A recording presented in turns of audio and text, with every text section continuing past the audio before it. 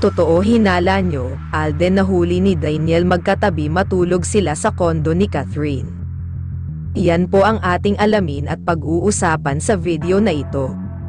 Halos mga netizen ay hindi alam ang gagawin sa hiwalayan nila Daniel Padilla at Catherine Bernardo dahil sa mga isyu nito ay hindi na nakayanan ng nanay ni Daniel na si Carla Estrada ang mga binabato na masasakit sa kanyang anak na si Daniel Padilla.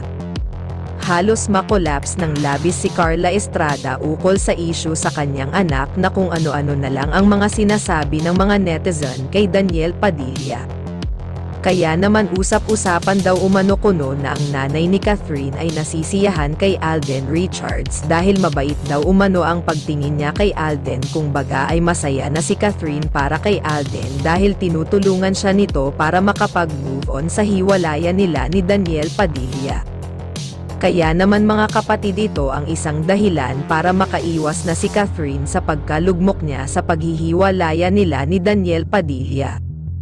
Mga kapatid, nakakalungkot lang dahil nahuli pala silang dalawa ni Daniel na magkatabi matulog sa kondo ni Catherine Bernardo. So ibig sabihin nga nito ay sila na nga talaga ni Catherine at Alden Richards, kaya kahit anong gawin pagmamakaawa ni Daniel kay Catherine ay hindi na ito mapapatawad pa dahil masakit ang kanyang ginawa kay Kat na niloko lang niya ito na walang kaalam-alam ang actress na ito na si Catherine.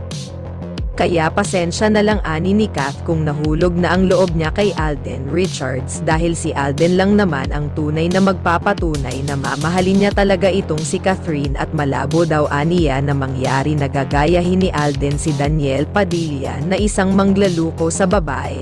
Kaya hanggang dito na lang po muli mga kapatid ang ating ginawang mixing update ukol kay Daniel at Catherine. Maraming salamat po sa inyong patuloy na panonood at suporta.